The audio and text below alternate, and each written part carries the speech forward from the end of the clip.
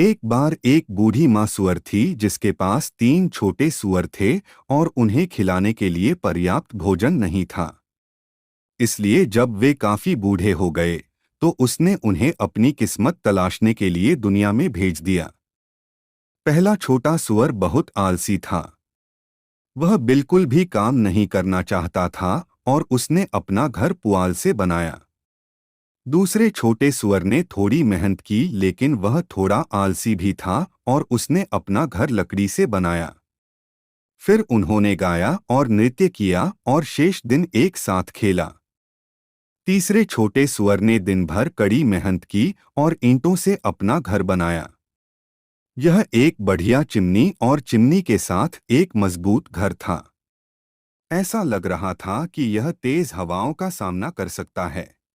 अगले दिन एक भेड़िया उस गली से गुजरा जहां 3 छोटे सूअर रहते थे और उसने पुआल का घर देखा और उसके भीतर सूअर की सुगंध पाई।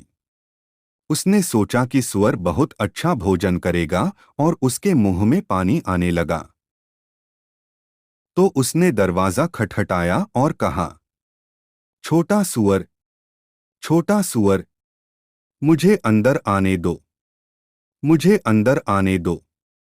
लेकिन छोटे सूअर ने कीहोल के माध्यम से भेड़िए के बड़े पंजे देखे तो उसने जवाब दिया, नहीं, नहीं, नहीं, मेरी ठुड्डी पर बालों से नहीं। 3 छोटे सूअर पुआल का घर। फिर भेड़िए ने अपने दांत दिखाए और कहा, तो मैं हाफ लूंगा और मैं कश करूंगा और मैं तुम्हारे घर को उड़ा दूंगा। तो वह फुफकारा और उसने फुफकारा और उसने घर को उड़ा दिया। भेड़िए ने अपने जबड़ों को बहुत चौड़ा किया और जितना हो सके उतना जोर से नीचे काटा, लेकिन पहला छोटा सूअर भाग गया और दूसरे छोटे सूअर के साथ छिपने के लिए भाग गया। भेड़िया गली में चलता रहा और वह लाठी से बने दूसरे घर के पास से गुजरा और उसने घर को देखा और सूअरों को सूंघा और उसके मुंह में पानी आने लगा क्योंकि वह उस बढ़िया रात के खाने के बारे में सोच रहा था जो वे बनाएंगे। तो उसने दरवाजा खटखटाया और कहा, छोटे सूअर, छोटे सूअर, मुझे अंदर आने दो, मुझे अंदर आने दो। लेकिन छोटे सूअरों ने कीहोल के माध्यम से भेड़िए के नुकीले कानों को देखा, इसलिए उन्होंने उत्तर दिया, नहीं, नहीं, नहीं, हमारी ठुड्डी पर बालों से नहीं। तो भेड़िए ने अपने दांत दिखाए और कहा, तो मैं हाफ लूंगा और मैं कश करूंगा और मैं तुम्हारा घर उड़ा दूंगा। तो वह फुफकारा और उसने फुफकारा और उसने घर को उड़ा दिया। भेड़िया लालची था और उसने एक ही बार में दोनों सूअरों को पकड़ने की कोशिश की, लेकिन वह बहुत लालची था और उसे कुछ भी नहीं मिला।